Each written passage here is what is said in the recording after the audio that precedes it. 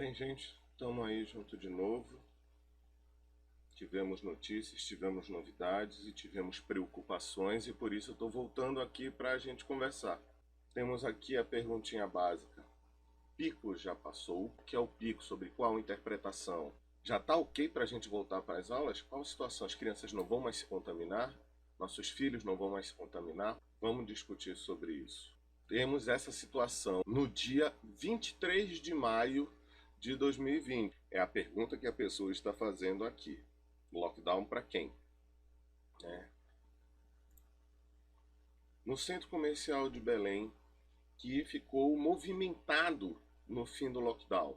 A gente vê que existem pessoas querendo voltar a abrir suas lojas, eles estão discutindo sobre isso, acho importante. Só que olha a desorganização. As pessoas estão em fila, mas eles não estão dando distância de segmento, a distância segura para eles poderem ficar aqui. E isso é um grande problema, porque corre risco de contaminação. A máscara protege, mas ela não te impede 100%. E precisa de outros fatores como distância para que isso funcione. Outra notícia: Salinópolis, no Pará, encerra isolamento social. Eu não sei se ele está encerrando isolamento social, mas essa notícia saiu em várias mídias, ou se eles encerraram o lockdown. Mas a notícia era isso. E quando eles se preparam para a festa de julho, isso começa a me preocupar bastante. Por mais que você tenha um núcleo familiar em cada mesa, com distância entre as mesas, é um ambiente aberto, pelo menos o vírus não vai ficar ali em cima. Mas aí você vai ter que tomar cuidado com a garrafa que está vindo, com os copos que estão vindo, com os pratos, com os talheres, com a salada que estão te servindo. Você tem que ter noção que tudo pode ser fator de contaminação. O alimento, o vírus entra pela boca também, não entra só pelos olhos. Então entra pelo nariz, olhos, boca. Se isso tudo não for higienizado, a praia se torna um problema, um risco de contaminação. Fora que Salinas vai querer fazer show, vai ficar todo mundo socado naquele espaço ali na praça. É aberto? É, mas vai ter muita gente se pegando, muita gente se beijando, muita gente vivendo as férias como todo mundo vive. E isso é um problema em termos de isolamento, em termos de pandemia. Eu acho que ainda não caiu na cabeça das pessoas, né, a noção exata do que é uma pandemia, por mais que a gente esteja tendo N mortes por aí. Então, isso é muito preocupante. Me torna mais preocupante ainda quando a gente vê que o governo do estado está querendo voltar às aulas já, né? Primeiro com medidas, a gente tem aqui não presenciais, depois medidas presenciais com 25% dos alunos dentro das salas de aula e depois já 100% em setembro. Guardem essa data, setembro, tá ok? Então, vamos seguir em frente, mas isso aqui me preocupou bastante. Tudo isso foi baseado, à primeira instância, não sei se tão somente nisso, mas muito foi dito que por causa deste relatório vindo da Universidade Federal Rural da Amazônia, da nossa UFRA, que usaram um modelo de redes neurais para fazer um modelo matemático para previsão epidemiológica nos casos de Covid. E eles tiveram, como a gente olha aqui nesta tabelinha, então tiveram um acerto muito bom nessa predição aqui. Eles conseguiram alinhar o modelo dele muito bem com os dados confirmados. E aqui, eles falam no trabalho. É importante destacar que, ao se usar métodos baseados em dados, as previsões podem ser afetadas por variáveis externas. Por exemplo, o modelo deles teve um número de óbitos aqui e os óbitos acontecidos foram abaixo. Por que isso aconteceu? Porque nós temos adesão ao isolamento social, a transformação dos serviços da policlínica, por exemplo, em atendimento exclusivo para Covid. Abriram o Hospital Abelardo dos Santos, então tivemos mudanças na estrutura e aí isso conseguiu melhorar o atendimento e diminuir o número de óbitos. E o número de óbitos também diminuiu porque modificaram os tratamentos. Descobriram no meio do caminho a questão de que o vírus ele não provoca só um problema pulmonar, mas também ele provoca trombose. começaram a dar anticoagulante. Então o modelo ele vai se ajustar, ele não é uma coisa fixa. Montou o modelo, ele vai funcionar daqui para frente. Não. Você monta o modelo e esse modelo vai se ajustando com o tempo. O que foi que eles viram na minha interpretação? As pessoas se isolando ou indo para a rua faz com que isso aumente e diminua. Se você pega em períodos de semana, você vai ter dias de pico, dias de valores inferiores, e aí você acha um valor médio. E aí você vai pegando e ajustando os valores médios por semana e você vai tentando ajustar um modelo que se adeque e que você consiga dizer, olha, seguindo essa sequência de informações, provavelmente esse dado vai chegar ali lá na frente. Então você consegue predizer coisas com esse modelo. O que aconteceu? O modelo deles ajustado comprovou que nós tivemos um momento de grande variabilidade, de aumento de casos, alguns meses atrás, abril, mas quando chegou em maio, isso tudo diminuiu. E o que isso quer dizer efetivamente? Quer dizer que nós estávamos com uma taxa de subida enorme em abril e que depois isso diminuiu para a nova taxa que a gente está encontrando agora, que é essa daqui, ó. Então, a gente saiu desta taxa de crescimento muito grande para esta nova taxa de crescimento menor. E ele achou o ajuste da curva, ele achou o achatamento da curva. Então, ele conseguiu mostrar que as medidas de isolamento, o uso de máscara, a melhora na medicina, todos esses fatores juntos, conseguimos fazer o achatamento da curva. E isso é maravilhoso. Hoje em dia nós temos ainda 20% das UTIs, que é o ponto principal da saúde, porque o vírus ele detona realmente o pulmão, ele precisa de UTI para respirar, botar no entubar, que é o que todo mundo fala, né? Então, nós vamos ter aqui os casos clínicos, que a gente está em 63% de ocupação, tomar um soro, vão tomar uma medicação e vão receber um atendimento e depois vão para casa, né? Então, com isso, com essa achatada que a gente deu, as pessoas já estão dizendo, olha, já está folgado o hospital. Então quer dizer que a pandemia passou? Não. Isso quer dizer que nós estamos no início da curva subindo para uma pandemia longa, porque é isso que o achatamento faz. Em vez de acontecer tudo num espaço de tempo curto, você pega e achata. O que foi achado?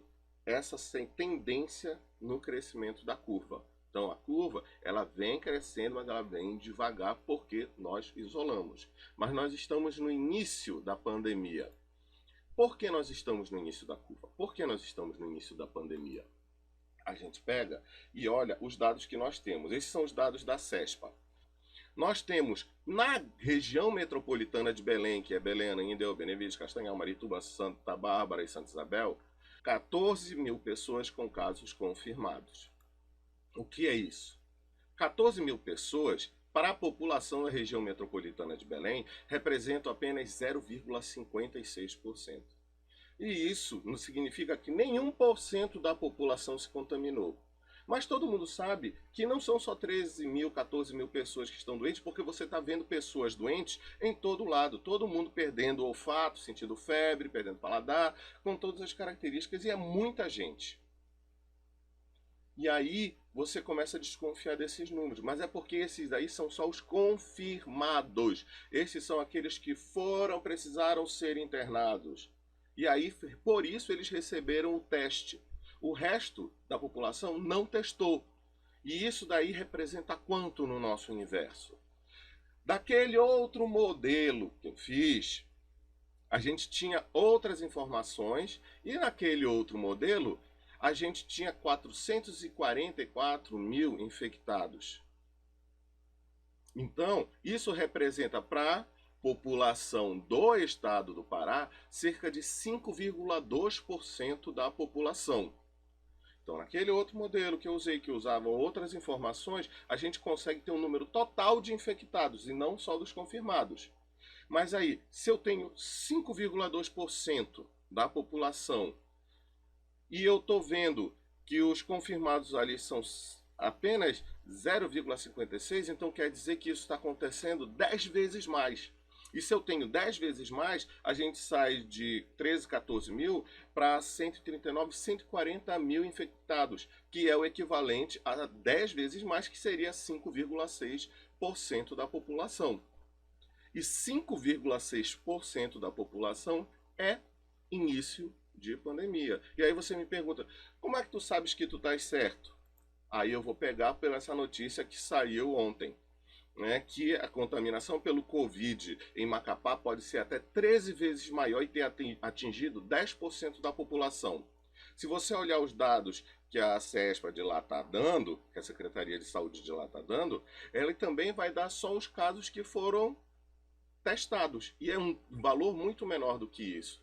Então, eles usaram um modelo que pegam mais variáveis e aí eles conseguem ver que é até 10% da população. No nosso, a gente está ali pelos 6% dentro daquele ajuste que eu achei lá atrás. Mas tudo vai se alterando por causa das medidas que a gente toma. Isso me faz ter certeza de que a gente ainda está em início de pandemia, porque 10% é o início da população. Ainda tem 90% da população que vai ser contaminada. Ou vocês acham que o vírus vai parar em 10%? Estou satisfeito, barriguinha cheia, parei. Não, ele vai pegar todo mundo. A velocidade disso é que é o importante.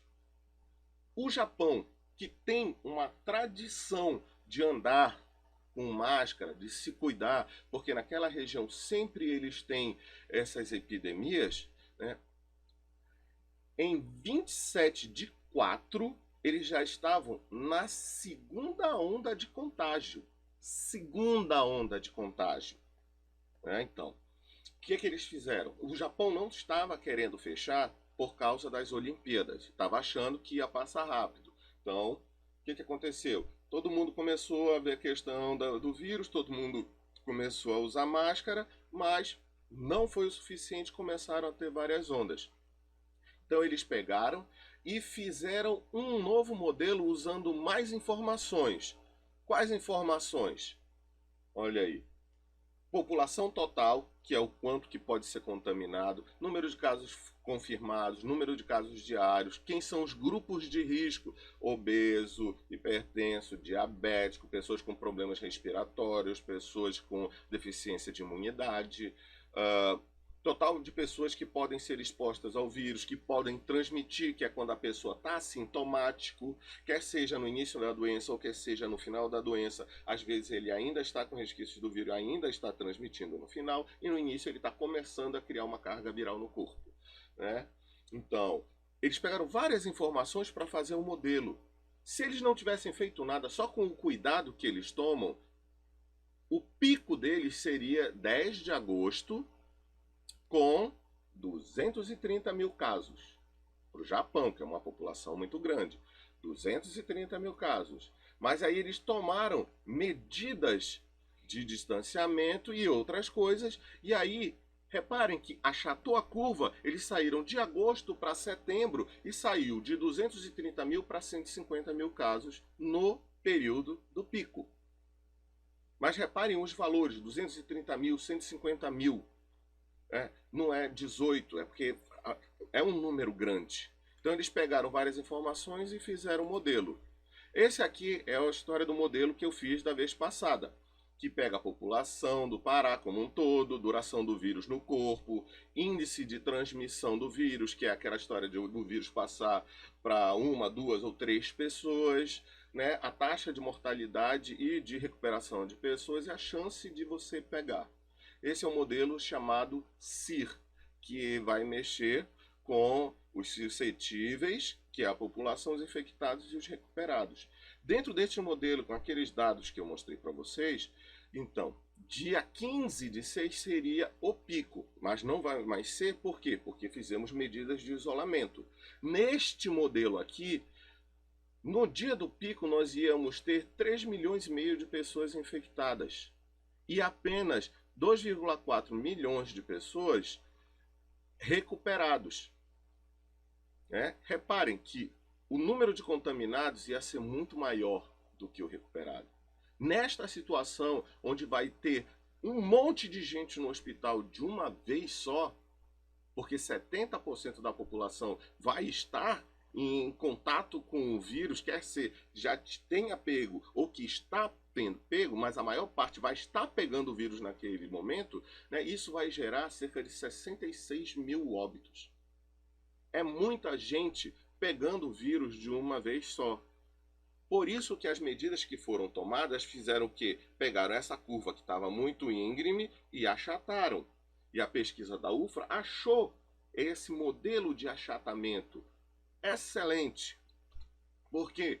Porque isso mostra que o novo pico, com as informações que a gente tem hoje, demonstra que ele vai lá para outubro. Eu tinha pensado em agosto, mas fui refazendo os cálculos e os cálculos têm que ser refeitos constantemente por causa das atitudes que a gente toma para isolar ou diminuir o isolamento.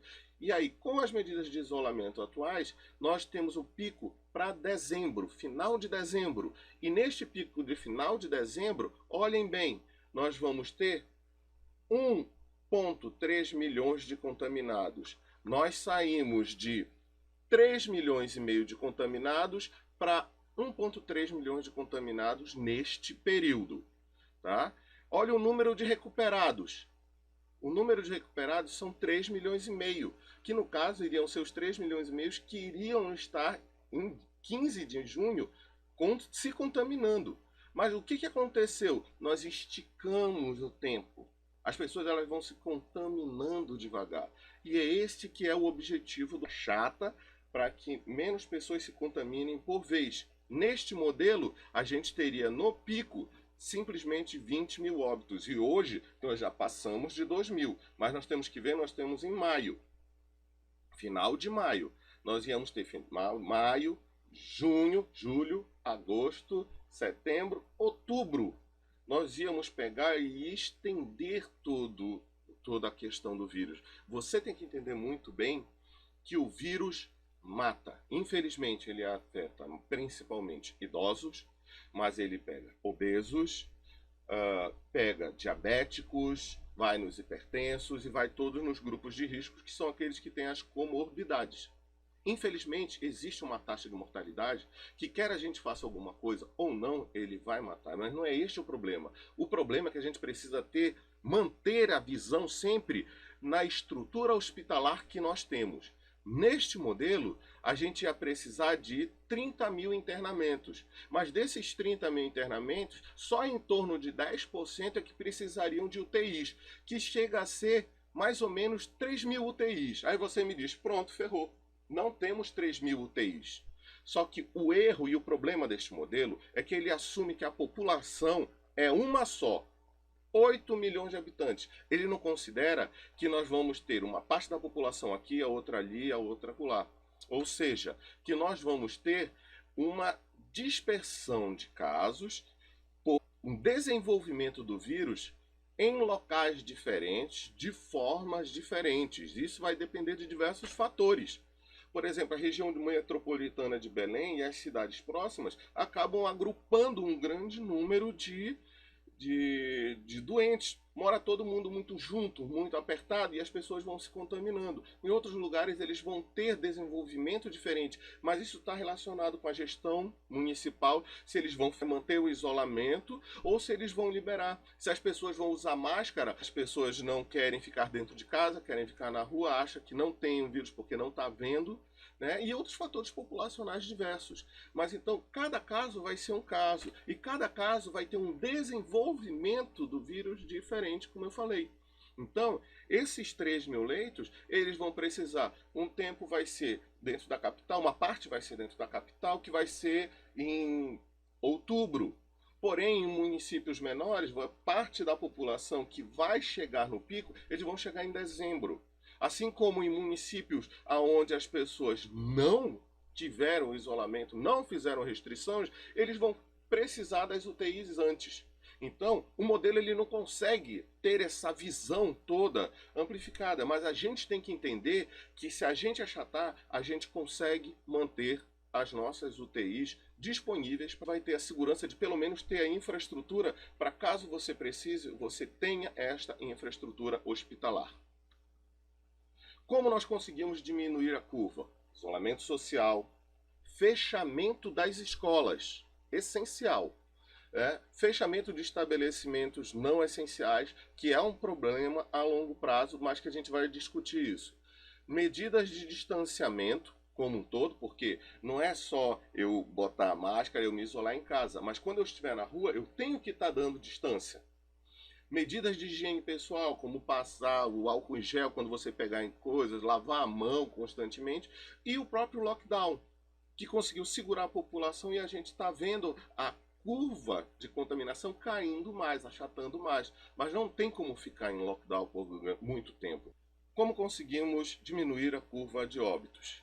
Primeira coisa, todas as medidas acima, porque essas medidas aqui, elas nos ajudaram de forma direta ou indireta a segurar a curva de contaminação. Quanto menos contaminados, menos óbitos você tem. É uma associação direta. E aí nós temos também o aumento da infraestrutura hospitalar, que foi essencial, e a gente viu como foi difícil, e a modificação dos medicamentos. Quando vinha, era azitromicina, todo mundo corria atrás da azitromicina. Na população média, este antibiótico acaba funcionando, mas para casos diferenciados é preciso usar uma diversidade maior. E graças a Deus a gente começou a usar isso e começaram a usar os anticoagulantes contra a trombose. E isso diminuiu muito os óbitos. Vamos conseguir diminuir cada vez mais. O que nós não devemos fazer agora? Tomar medidas sem criar um comitê com profissionais das diversas áreas para discutir quando será o momento adequado para abrir algumas atividades. A gente quer, a gente precisa, mas qual é o momento adequado para se fazer isso? Não terminar o isolamento social como foi afirmado em Salinópolis. Eu espero que tenha sido uma interpretação de texto errado a partir dessas notícias que a gente vê, né? Mas acabar com o isolamento social é pedir para acabar com a estrutura hospitalar. E isso significa óbitos. O que nós não devemos fazer? Voltar às aulas sem um protocolo claro, sem definir um número máximo de alunos em cada sala, mantendo a distância de proteção, sem ter infraestrutura física adequada para os padrões de dispersão do vírus. Como é que vai ser isso? As salas vão ser fechadas com ar-condicionado, vão ser salas abertas com ventiladores. A gente tem que pensar no vírus. Vírus contaminando é sinônimo de óbito. A gente não pode voltar às aulas sem aumentar e qualificar os professores para esta epidemia. Os professores não podem simplesmente voltar para a sala de aula sem entender o que é o vírus, sem entender as formas de contaminação e sem entender por que tem que tomar certos cuidados e por que tem que ampliar o número.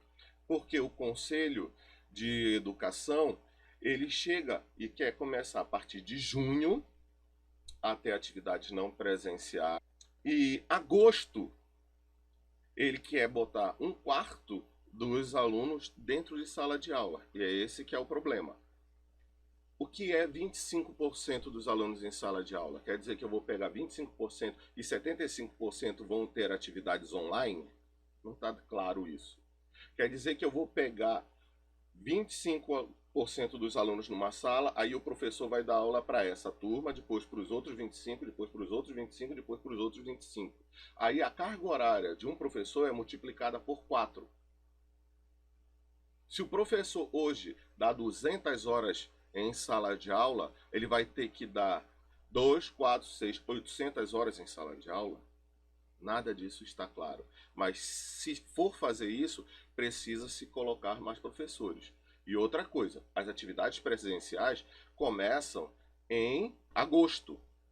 Só que em agosto, se a gente voltar nesse gráfico aqui atrás, você vai ver que o pico vai ser em final de outubro. E final de outubro a gente vai ter 57 da população apenas contaminada. Ou seja, metade da população. Quando você pensa em voltar em agosto, somente 40% da população vai ter tido contato com o vírus. 60% não vai ter tido contato com o vírus.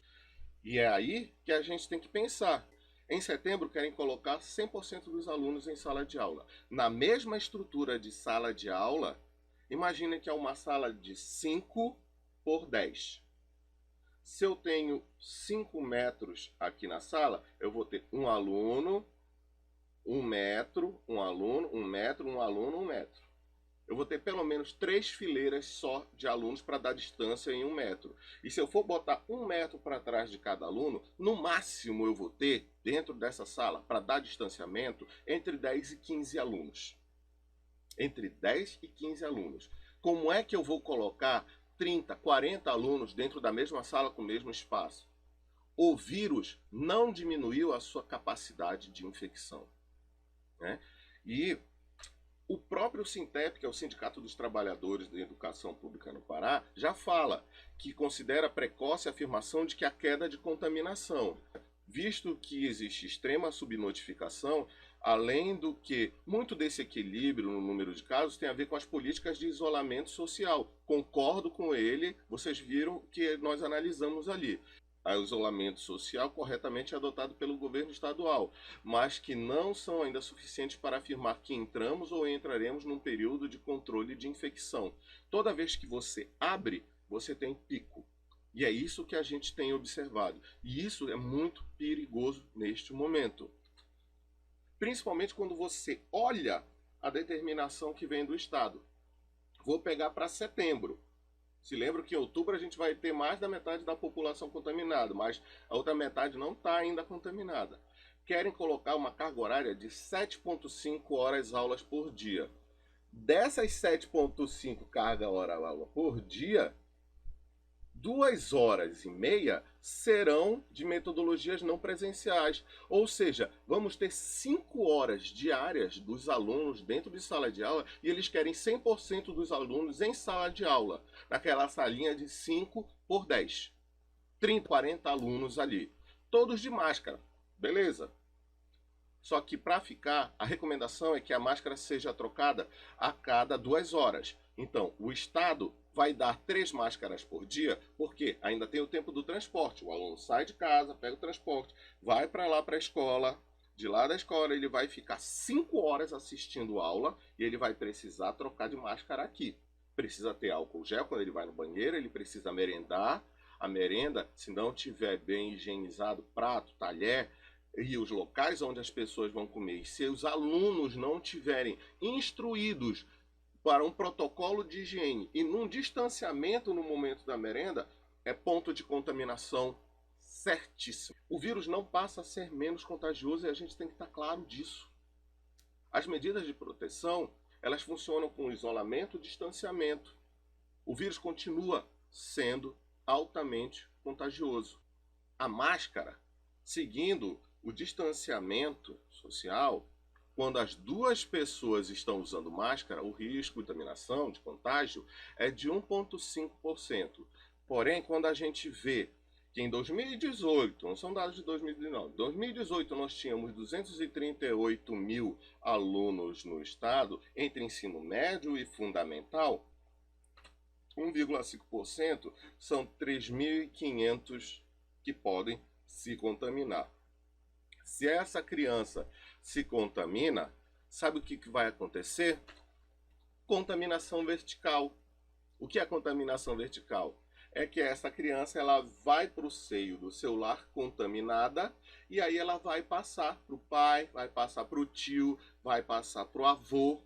E se lembrem que em Belém existem dois ou três núcleos familiares por casa. Muitas vezes é muito comum. Então a gente tem este grande problema. Aí você me pergunta, não, mas a escola ela vai trabalhar e vai tomar cuidado. Se lembra que as crianças elas são quase todas assintomáticas, mas elas são contaminantes.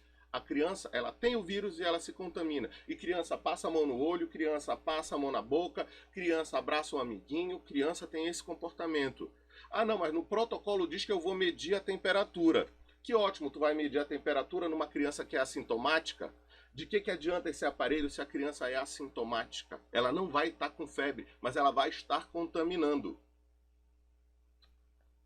Você tem a opção de triangular os casos de contaminação por núcleo familiar. Diariamente, você tem que estar perguntando para as crianças, uma por uma, se alguém se contaminou em casa. Se contaminou? Tio, irmão, primo, tá? Para você tentar ter um controle. E isso é complicadíssimo. Mas aí você também tem a opção, que é testar todo mundo e acompanhar as famílias. Testar todo mundo, por quê? Porque todo dia ou de semana em semana as pessoas têm que ser testadas, dando aquele espaçamento da pessoa se contaminar até começar a contaminar as outras pessoas, assumindo esse grupo de risco. Usando máscara, tudo, ainda existe isso, mas tem que testar. O problema é que não tem teste. Este é o grande problema, é isso que nos leva à subnotificação. Então, se a gente pega e abre certas coisas no momento errado, o que nós vamos ter? Aquele trabalho que foi observado, que é a redução do número de contaminantes, o achatamento da curva, ele pode ser eliminado e a gente volta a ter altas taxas de contaminação, a gente vai ter sufoco de UTI. E isso é muito complicado. Eu sei que se tornou um vídeo longo e demorado, mas eu queria muito debater e discutir com vocês esses problemas. Eu não estou dizendo que o governador está sendo leviano, nem prefeito, nem ninguém. O meu objetivo é mostrar os riscos que a gente está passando caso a coisa seja aberta sem um protocolo coerente, analisando vírus, analisando sistema de saúde. Nós precisamos manter o sistema de saúde para que a gente não superlote. Infelizmente, nós estamos numa pandemia. Vamos nos cuidar. Se você puder, fique em casa. Se você tiver que sair, cuidado e tome todos os protocolos de higiene. Ok? Muito obrigado.